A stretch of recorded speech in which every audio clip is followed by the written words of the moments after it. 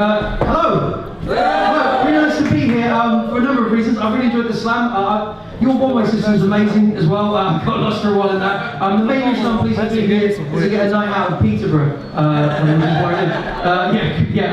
moved to Peterborough 15 years ago to start my first job as a secondary school English teacher. I'm going to read you guys some poems and things. I'm going to tell you a story, if that's all right. This first one is about when I was younger. It goes exactly like this.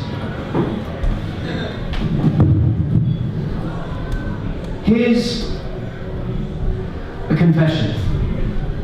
When I was 7, I harboured a rather unusual obsession. Deep in the night, when my parents both slept, I would creep to the kitchen, find bottles, and neck them. The sauces, the syrups. Oh, how I loved it. Sneaking supplies from the back of the cupboard. A conqueror, plunderer, condiment pillager. My favourite thing to drink, it was vinegar. And glug, glug, glug, glug. I would secretly chug upon each of those bottles, guzzle them up. Cooking oil was nasty. Tabasco was rough. But these were experiments, so I wasn't fussed. And with each one I sampled, I felt a bit braver, a little bit bold as I necked them all down, but really my eye was on something much greater. A bottle that shimmered, brighter and pinker. The liquid within was so vibrant and loud. What I wanted was sat far off from the kitchen. The sweetest of visions, it was my dad's mouthwash. Oh, how it sat there, so shiny, so pink, from high on its throne looking down on the sink. Each night I would brush on my teeth and I'd wonder, what does it taste like? And asking my mother if tonight was the night that I could try some, she'd shake her head saying, oh, you're still much too young. Now, knowing the things I had secretly drunk, all these rules and concerns seemed a little bit dumb. Oh, it's only for adults, mouthwash is dangerous, and look how my father, he carefully take it all measured out in some small little cap. I would certainly swig on it, braver than that. So one fine night, I headed to bed. Excited, elated, already quite proud, because tonight was the night I would do something great. Tonight was the night I was stealing that mouthwash. I had a small nap early that evening, so wide awake and my parents both sleeping. I crept out of bed, I crept out the door, I crept to the bathroom, looked up and saw that bottle. Oh goodness, how brightly it shone, as bright as the fleece the Argonauts won, and the moon high above me not making a sound. I climbed on the sink and pulling it down, I stood with it held in both of my palms. This was my moment, this was my chance. I undid the lid and tilting it up, I went glug, glug, glug, oh, and it hurt and it stung and I yelped and I gasped as if in slow motion the bottle it dropped and lashings of potion in great whopping arcs flew out. I stood stunned, the bottle then hitting the floor with a dung, and I dropped down too, dripping hands that were shaking. I grabbed for the bottle, I held it dismayed. It was practically empty. It was down to the dregs. Most of it soaked in the bath mat. Instead, of my throat it was stinging. My eyes were now brimming with tears. When they found out, I knew they'd be livid. Because when I was a child, if you did something rotten, the punishment was that you got a smacked bottom. And I didn't want one. I wiped both of my eyes. I tried to get what I could back up inside, but there wasn't much more than some drops to be found. So I picked up the bath mat. I began squeezing it out, but now there was just some grey bits that had fallen in the bottle. There wasn't much there. What there was, it looked awful, and again the tears came, and I thought of my dad and the imminent burn on my bum of that smack. I was really in trouble. I was out for the count, but what if somehow I could make a new mouthwash? Just replace what was lost with the same pinkish glow. I could balance it back. My dad wouldn't know. I looked around the bathroom, the bottles and things. Of course, this is doable. I'll take some of these things and I'll mix them together. Who knows? Perhaps I could make something that tastes even better. So first off, I took toothpaste. because it's minty. It's fresh, it goes in your mouth. I picked up the tube, began squeezing it out, then I added some water, measured and thorough, a few eye drops for texture, cowpole for colour. Then I moved on to the rest of the bathroom. It got a bit weird. I added some shampoo and some shower gel too. It wasn't like it was planned. I really regretted the bit of bubble bath because it was now really bubbly and it wasn't complete. So with things looking drastic, I added some bleach. And now, if I'm honest, it didn't look right. There were great big yellow blobs and even the pink bits looked a bit odd. But I found if I took it and shook it together, it looked kind of alright for a couple of seconds. So I shook it and balanced it, turned and scuttled on back to my bed, hid under the covers, and for hours that night, I lay awake in my bed, thinking when my dad drinks that, he'll drop down dead. And knowing the trouble I'd be in if I owned up my head in this work, I just wasn't sure which of the two things was worse, so I lay there and cried and I shivered and bored until suddenly it was sunlight and I woke up all sprawled on the floor and I turned and looked on with dread. Both of my parents were stood at the end of the bed. Mark, have you done something? My father then asked. I could see the bottle held tight in his grasp. It was now sort of green with these yellow blobs too. So I cried out, I'm sorry, Dad, I think I've just murdered you. You've done what? My dad said. I've killed you, I babbled. They looked at me looking really quite baffled. You've not killed him, my mum said. Don't be ridiculous. This looks like poison. No way that he's drinking it. There, it's all right. There's no need to panic. Just tell us what happened. They were both understanding, and they were both really kind. And they gave me a hug. And they said that they thought I'd been punished enough. So I saved up my pocket money and paid for a replacement. My bottom went unslacked. I'd somehow escaped it, reborn and forgiven, a true prodigal son. And I only ever stole condoms from that morning on. Thank you very much! Wow, thank you! I really appreciate it. That's the first time I've ever tried reading that to adults. I've been doing loads of school gigs, and I read that in the school the other day, and the students, when they finished their work, we were talking about being brave, and I said I'd never read it to adults, and they said, oh, you should do something brave and read it to adults, so I read it there. Thank you. I don't normally start with that. I normally start with one that's been much more divisive this year. It goes like this.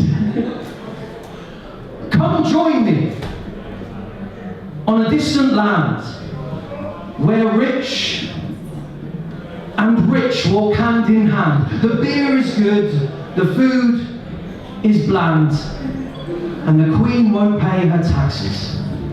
That's right, the monarchs join the horde who profit off of Cayman shores. She loves us all, just savings more. The Queen won't pay her taxes. Come witness David Cameron standing up all strident saying Jimmy Carr is morally wrong, and then goes sort of silent. Now his colleagues are defending it like, well, I'm not being funny. It's not like she's responsible, she just gets to spend the money. I mean, taxes are a pain and all. Why would she want to pay them? Why even think to bother her? Why even make a statement? Life's a beach, the whole thing can be blamed on her advisors. Stop getting sand in your Elizabeth Reginas. Dig deep, help your school stay running. Cheer behind her gates in London. Mum's redundant, bring your bunting. The Queen won't pay her taxes. Yes, wave your flags. It seems we now lack doctors, midwives, council flats. They built a poor door round the back. The Queen won't pay her taxes. Oh, diamonds, diamonds, jubilee. Guess what? We're having soup for tea. Don't worry how the money's split. Just gaffer tape your upper lip. The meat is bad, the legs are hollow. Revere the past, forget tomorrow. Opt for Bright House when you borrow. Look, she cares as much as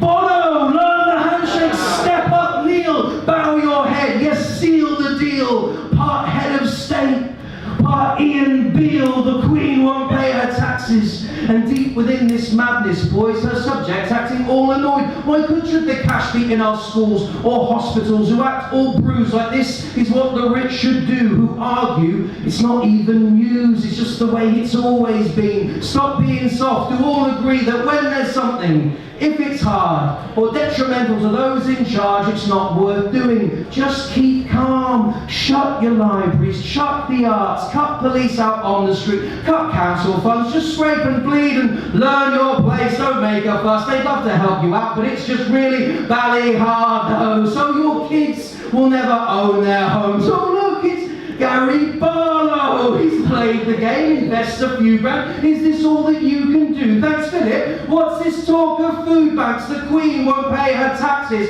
You smell the roses, feel the pride. Our sickest are routinely tried and forced to work. Some have died. The Queen won't pay her taxes. 1 in 5 kids grows up poor. It's getting worse. And such a bore. Don't fix it now. Why care at all? Let's flog the same old horse some more. Yeah, choose Jafar, screw Aladdin, squeeze the empire till it's cracking. Never question, never challenge. 5 grand's just too much for cladding. This is Britain. This is it.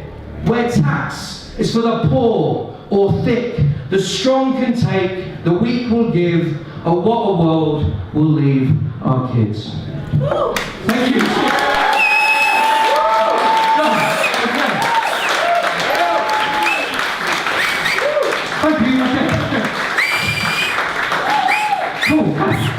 So yeah, my name's Mark, poet. I've been dividing audiences throughout the country for the last year with that one. This next poem is not political. This is a true story about the first time I tried to take drugs when I was younger. It goes like this. When I was 17 years old, I was called a jitter in my hometown. Now, jitters were guys who were renowned for their frowns and are interested in the post-grunge sound, with dyed hair, purple DMs bound tight below shredded jeans and rock t-shirts. We thought we looked alright. We found that looking alternative can get the girls a little bit flustered. It was something that was later to prove very popular for Busted. So we cultivated a look similar to modern day emo, just more well adjusted with brighter clothes. Wearing festival bands the colour of mustard and our black studded gloves, we looked dangerous and morose, being followed by security as we moped about in Waitrose. Well, we sat on the swings, we smoked our roll-ups, we slipped on cider. We moaned about grown-ups, and we talked about girls and the bands that we liked and the plethora of heavier drugs we should try. Because we all listened to music. We all read Quran. To us, artists and drugs, it sort of went hand in hand. Every artist we rated celebrated their blazing on festival stages, or else they raged against them in interview statements, complained that it aged them, and even that sounded great. They just wanted a way in.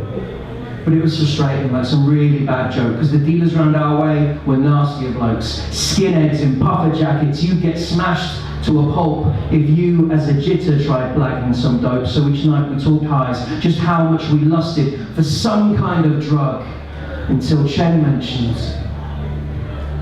nutmeg. That's right, nutmeg is a drug. He printed off from the net details of its psychedelic effects, plus a comment that one trip was better than sex. And I have to confess, we were really impressed as guys who haven't tried either of those yet. And so we scooped on our spice racks, we sidestepped our mothers, we scooped up supplies, and we met with each other, we pooled our resources, we graded the lot, we filled empty bottles of Robinson squash with the pieces, used water to top it all up, we did up the lids, and we swiftly took off. And we went to the witches, and we sat on the stumps, and we opened the bottles. Fuck, did they hum? But we weren't giving up upon what we'd begun. We held noses to thumbs, proceeded to chug for about 30 seconds. And then we began to throw up. A lot. And as we threw up, we spluttered and roared, chucking up chunks of nutmeg on a sword. Eventually each of us gripped to the floor, heaving until we couldn't heave anymore. And as we all lay there, We spluttered and chatted of how we might die, our faces all plastered in each other's vomit, the nutmeg and acid. It felt like an age, just 2 hours had passed. And then it wore off. We washed in the river, and we each headed home to safety and dinner. And I'm a lot older now, but I don't want to spoil it with too many details. I've hugged a few toilets. I'm aware of the hard stuff. I choose to avoid it. I still drink, and I smoke. I sort of enjoy it. My mates have grown too, so we moved on to bigger things. They have serious jobs now, and yet they seem to take everything. Yet some won't touch booze, one won't touch medicine, and there's some who are a mess from the way drugs are messed with them. I met with one good friend the other day. He told me he'd give anything to go back to the point where only nutmeg had tested him. Thanks.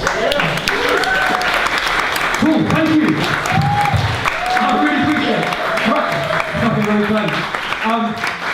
So I have been like a poet for a few years now, kind of like bodging about, doing bits and pieces. It's kind of a weird job. Whenever I chat to anyone, say it's what I do. I go to a lot of weddings at the moment. Like, everyone's getting married, and you sat at a table. Often with people you don't know, and it goes around the room, and someone goes, "I do this," and they get to me, and I go, "I'm kind of a poet, do like a bit of battle rap and stuff like that." And it's a bit like saying you're a unicorn or something. Like I don't think people are kind of surprised that I even exist. I don't really know what the job is either. Like, I've been doing it for a while, I don't really get it. I don't think anyone that I meet here or I chat to here really does either. Like, it's basically just like a hobby that we enjoy, that you sometimes manage to like hoodwink people to pay you money for. When I started out, I found it really hard, really hard. My first 2 months, I was really struggling to pay the bills, and I was doing a lot of gigs for exposure. Right? People go like, there's no money, but it'll be worth something, you'll get in the local paper. And this next poem has kind of happened because of that. Basically, we had a Waterstones in Peterborough, no one was going there, and they phoned me up and they said, look, would you come and sit at a desk in the Waterstones for 3 days, and we'll put a sign on the front saying, free poems. And basically, anyone that comes in the shop, it comes up to you, tells you what the whole poem about, as long as they get 10 minutes, for you to write it, and they stay in the shop for that time, you're reading the poem, and they can take it away, right? And maybe they'll buy a book when they're in there, we'll put it in the local paper. What do you think? And I had nothing else on, so I was like, yeah, all right, fine. Yeah, all right. So I turned up, I sat at the desk, they put the sign on the front saying free poems. The first person who came up to me at the desk on Monday, he said he wanted a poem about Mecca Hitler. And I was like, all right. So I tried to write it, and I read it to him, and it was really bad. And I finished the poem, and like he just looked at me, and he went, is that it? And I was like, yeah, do you want it? And he was like, no, I'm all right. And he left. And then the next person who came up was like, she was a woman about my age, and she said that her grandmother was terminally ill, and she had about a week to live. And she was wondering if I could help her write a poem for her, explaining all the things she wished she'd said to her grandmother that she couldn't say to her when she'd seen her when they'd been together. And I was like, gee, I've got like 10 minutes. Alright, so we sat and we tried to write it, and then I read it to her, and she was like really polite, and she took it away, but I found it in the bin when I was going for my lunch break. And I was like, oh fuck, this is really bad, I don't know what I'm doing. And then this carried on for 2 days, and then the third day, I nearly sacked it off. It was so embarrassing, but I went in anyway, and someone wanted a poem about a velociraptor on a hoverboard, and it wouldn't work, it was really shit. And then it got to lunchtime, and I was like, this is so bad. And then like another woman came in, like my age, who was really fit, like really attractive, and I was sat there at the desk going, oh, I can look like a total loser. And she came up going like, what are you doing? And I was like, oh, I'm a poet, I'm writing poems for people. And she looked at me and said, you're a poet? And I went, yeah, I'm legit, I've got a sign and everything, it's cool. Like, what do you want a poem about? I can do your poem on anything. And she went, alright. So she told me what she wanted a poem about, and she went off. And I was like, right, I'll try and get this one right? So I wrote the poem. I started, and it was hard, and then she came back 10 minutes later, and I was like, can I have 2 more minutes? She went up, I was like, just 2 more minutes to do that. And in the end, she was just like, look, can I just have the poem? I need to go back to lunch. Can you just read it out? I was like, okay. So I stood up, and by now there were a bunch of people around the table, and I read her the poem. And it became very obvious very quickly. It was possibly the worst poem I'd ever written. It was really bad. Like, people were just like wrinkling their noses and looking at each other like, what is this? Like, they didn't even know each other either. Just the one thing they had in common was that they all agreed it was shit, right? And so I was like, I finished the poem, they stood in silence, and then she looked at me and she said, are you sure you're a poet? And I said, like, Yeah, I'm just bad at this. I don't know what I'm doing. I can't do it very well. If I had more time, I could write you a better poem. I'd love to. Like, I don't know if you're doing anything at the weekend. Like, I could try and write you something if you're out on Friday night or something. And she laughed and she went, "All right then, yeah, go on then, fine. I'll be outside the Met Lounge at 11:30 on the Friday night." And I was like, "Okay, cool, wicked." So I sacked off the afternoon. I was like, "I'm not getting paid, don't care." Went home and I thought, I'm just going to try and write this poem. So I worked flat out on the poem. I phoned all my mates. I was like, "There's this girl, she's at Met Lounge at 11:30. She wants me to read a poem to her and everything." And they were like, "Yeah, we're on it, we're on a break." So we went out, we got a pint each in charters, so then we kind of like got over to the Met Lounge. As we got there, I got the pieces of paper. My mates were like, "Just great," and all this. And we get there, and it was Halloween, so it was packed, right? One in, one out. So in the queue, she's with her mates. And they see us as we're kind of like getting there. And all our mates turn around and they start going, "Are you the poet? Are you the poet? You've got a poem for you? You've got a poem like this?" And all my mates start going, "Yeah, he's got a poem, he's got a poem like this." And so we get into the queue. And now like loads of other people are like, "This guy's going to read a school poem," and all this kind of thing. So everyone gathers around. And I read her the poem. And so this is the poem, right? I read to her. Now, I wrote this because she'd said in the bookshop she was going to dye her hair. It was her birthday, right? On the day after we were in the club, on the Saturday, was her birthday. She said that on her birthday she was going to dye her hair a different colour because she was a redhead and she wanted to, like, she felt that guys didn't like red hair and she wanted to change it and she wanted to put all different colours so she could make a decision on what to dye it, right? And I thought, right, well, now's my chance to kind of go like, "I think you're really fit," so I kind of went like, "Your hair looks great," right? That was what I was saying. But also, she had a really good laugh, and she's a really good sense of humour. So I thought I want to try and crack her up. So I also basically I tried to find like the worst rhymes for the word gingers that I could, and I've nailed it. It's really bad. And so I kind of said to her and the mate, I said, "Look, this is. Have we got anyone here who's a natural redhead? Out of interest, anybody here who's a redhead?" "Oh yes. Oh, what's your name?" Tara, okay, good, Tara. If it's alright, Tara, like, I'll dedicate this to you, Tara, at the moment, so people can imagine what it's like when I was reading it to someone. So, yeah, her name was Lucy, and she, and I said to her, "All right, Lucy, this is called, You Are the Hottest of All of the Gingers." And it's telling you to be proud of your hair, girl, but also, I'm trying to find the shittest rhymes for the word gingers. And I've nailed it. So if you can spot those rhymes as they're coming up, play along. See how it goes. They're going to get increasingly bad. So Tara, I'll dedicate this to you. I'll read it and then I'll explain what happened during and afterwards as I read it. It goes like this. Aristotle claimed redheads were emotionally unhousebroken. They've always been thought to be somewhat outspoken. The Greeks would even chop off scarlet heads for fear they became vampires once they were dead. A lot is said about redheads that's totally nonsense. Designed to make you feel like your hair is a hindrance. I'm here to say that's stupid. You are certainly no minger. It gets infinitely worse than that. In fact, Tara, you're the hottest of all of the gingers. You can say what you like, but my passion's indignant. I long for that skin with that little less pigment. Oh, coils of red springs you tuck back behind ears. Get back, Roman hordes, give me Boadicea. Oh, handling men's hearts like a fireball with teeth. So much red on that head and still red down beneath. And even when munching on pancakes from Findus, you are the hottest of all of the gingers. Your hairdo resembles a blaze of a porcelain. Each flick of red tip I find totally awesome. When it comes to those curls, be proud, don't regret it, because studies have proved you need more anesthetic, yes, power and beauty both live in your blood. Plus it's easy to spot you late night in a club, almost as rare as that list what was Schindler's. You are the hottest of all of the gingers. Springsteen said it takes a redhead to get a dirty job done. Well, the world's pretty grubby, so we need more than one. Don't be boorish, they're boorish. Come bring on a truckful. We'll accept that it means we get stuck with Mick Hucknall. It's a small price to pay for hair so fresh branded. And I'm not alone in wanting to be caught out red-handed. I'll munch on red cinders when I'm into cunnilingus. Because you are the hottest of all of the gingers. So get back, all you girls in your summery thongs, unless the curlies are merging, the strawberry blonde. I'm sure blondes and brunettes have a great deal of fun. They don't need an umbrella when they go out in the sun, but we stay inside till we both had our fall. That's on your snatch a red rag to a ball. And when it's over and we're finished, the thought of you lingers. Because Tara, you're the hottest of all of the gingers. Round of applause, Tara, thank you. Thank you.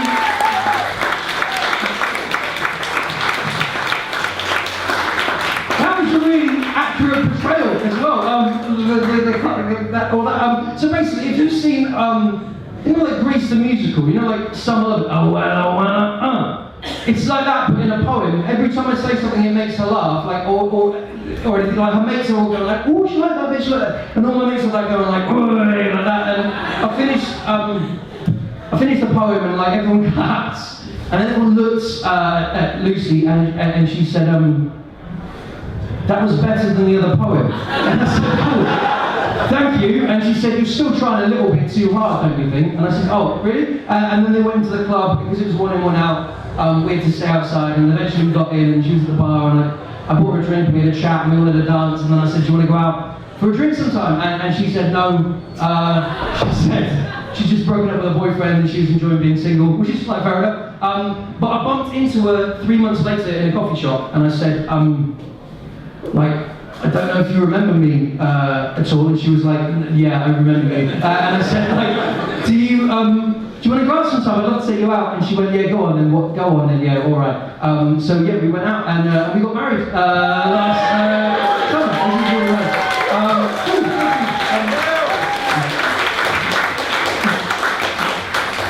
So that is that's one poem I'm really glad I wrote. And this the last two I'm going to read. They're quite short, but like they're actually about the toughest gig I ever had, which was meeting Lucy's mum, Sally. She's really intimidating. Like she told me we've been going out for about 4 months, and she said, "I think I'd like to meet my mum now." And I was like, "Okay, cool. Like that sounds great." And she said, "No, but she's quite scary. She's scared off some boyfriends in the past."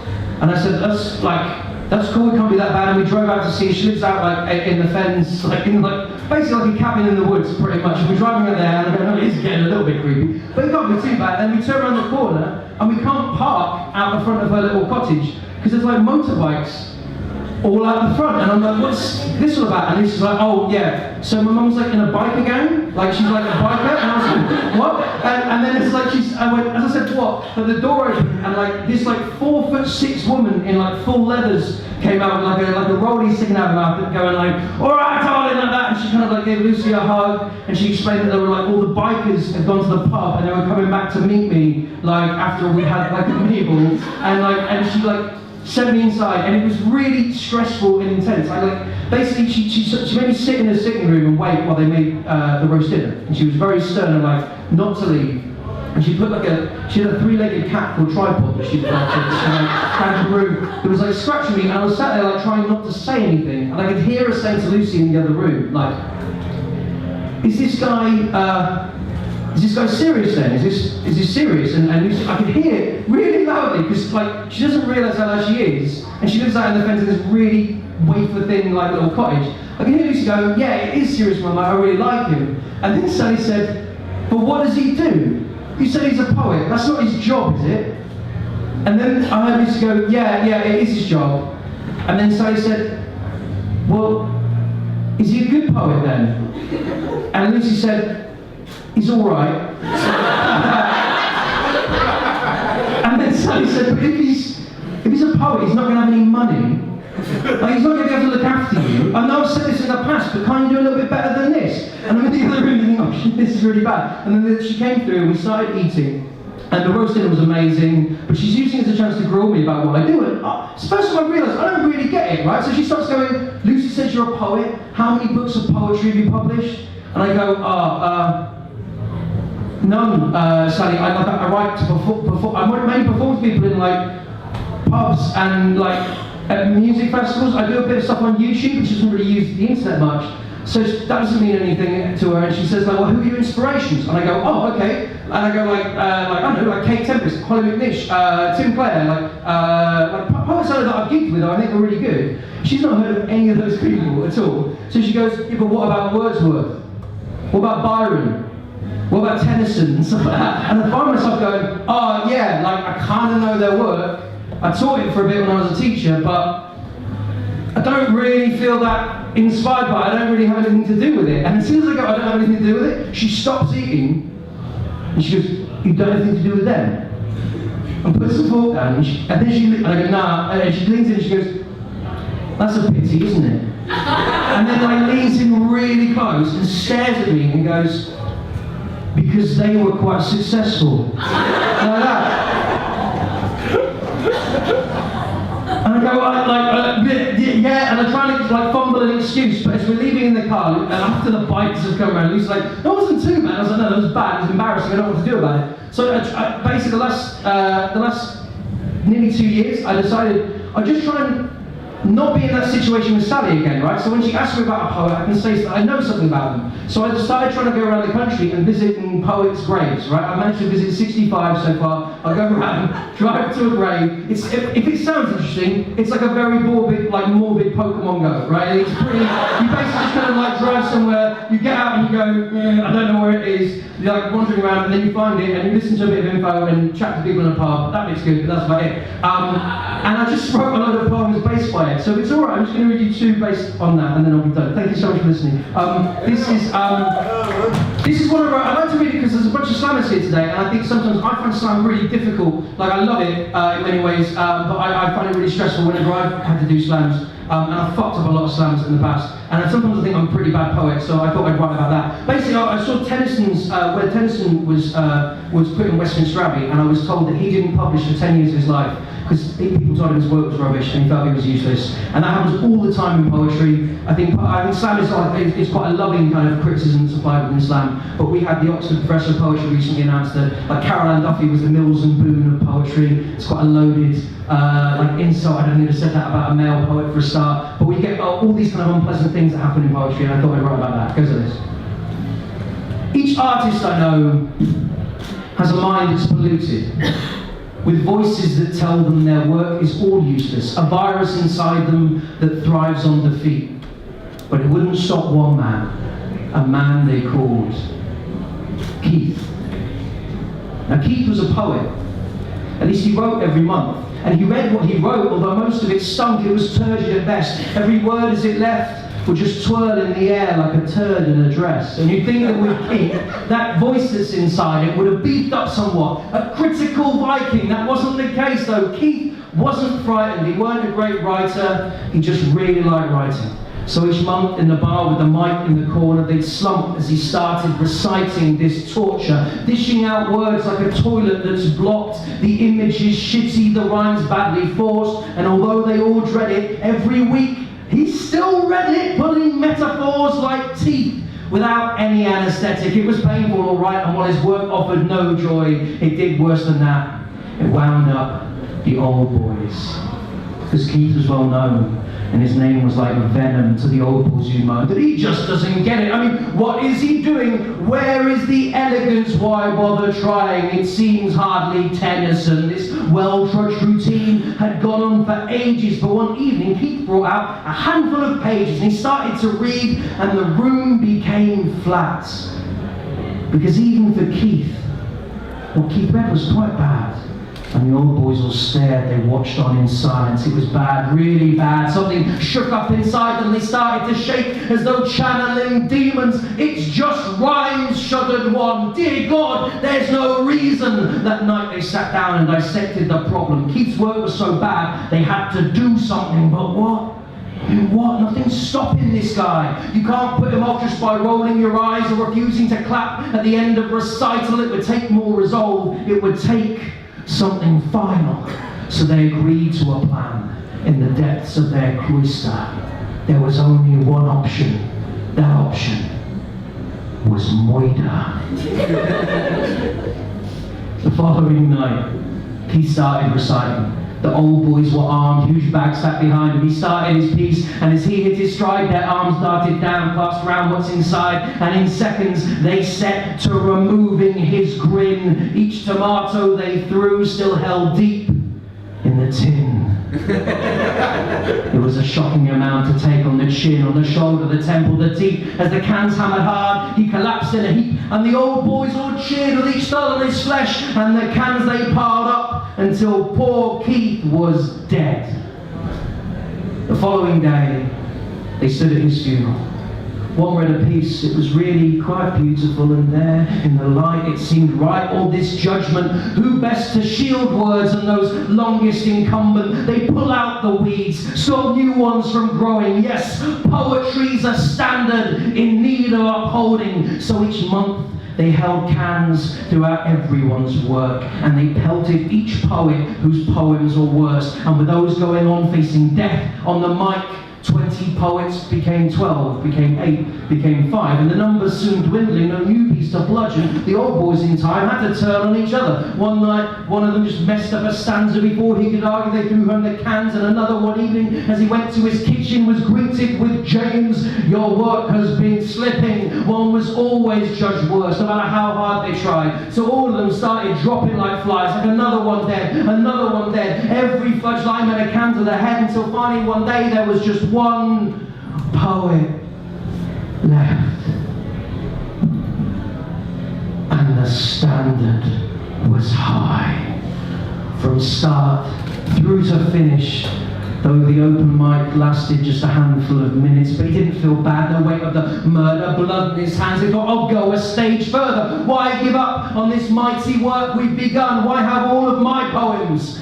Because you only need one. In one single poem. Surely that is the answer. No way that anything could lower that standard, and he laughed to himself as he knew that he meant it. Went home, burned his pieces. The purge was intensive, and standing in front of a mirror, quite pensive, he brained himself hard till his head was indented, and that was that. Poetry was safe and removed from all failings, and lofty and great and lowly and empty and lacking in meaning. Removed from us sinners, just a rot on the ceiling. And I wonder sometimes if that's what we're craving when I see and hear artists obsessed with their slaying. Because hating each other seems dumb, and I'm guessing we'd stop if we saw down the route that we're heading. I say here's to each poet who mucks up a piece, who fucks their work up and still doesn't retreat. If you ask me if we're craving more Tennysons and Keats, it's just as important that we cheer on the Keats. Thank you very much. Cheers.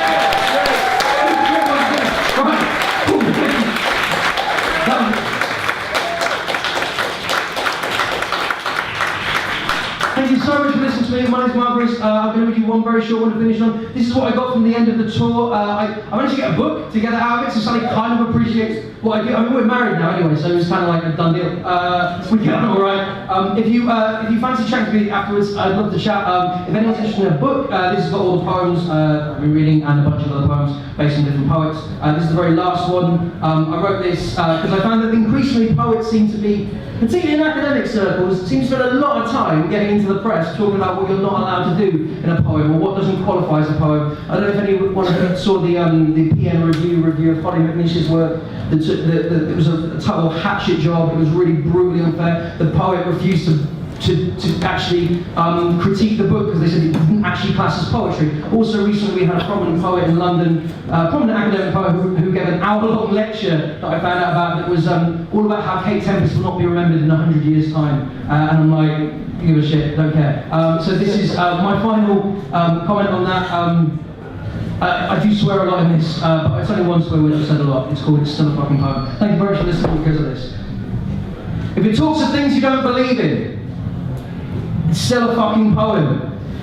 If the meter isn't even, it's still a fucking poem. If it isn't all that intricate, it's still a fucking poem. If you don't fit all that into it, it's still a fucking poem. If it's popular, too jocular, if the rhyme scheme gets on top of you, if the metaphors are propping up an argument that's sloppy, if it's written by some children, it's still a fucking poem. If it's graffiti to a building, it's still a fucking poem. If it's scribbled at a workshop, it's still a fucking poem. Or by someone you've not heard of, it's still a fucking poem. If it won all the awards, if it left you feeling bored, if it's half as good as yours, it's still a fucking poem. If it isn't asking questions, isn't quite an argument, it isn't all that liberal, it's not attacking Parliament, if the heading has a footnote, if the ending sort of spirals out, if it will not be remembered by the world 100 years from now, it's still a fucking poem, right? It's still a fucking poem. It's still as much a poem as any piece you know of, and it's not how you would write it. But it's still a fucking poem, and you don't think that you like it, but it's still a fucking poem, and you can cry that it's appalling, but it's still a fucking poem, and you aren't all that important, right? You're not a fucking poem. You're just a fucking poet stuff with too much guff from poems. Just leave it to the rest of us, or go and write a poem. Thank you very much for listening.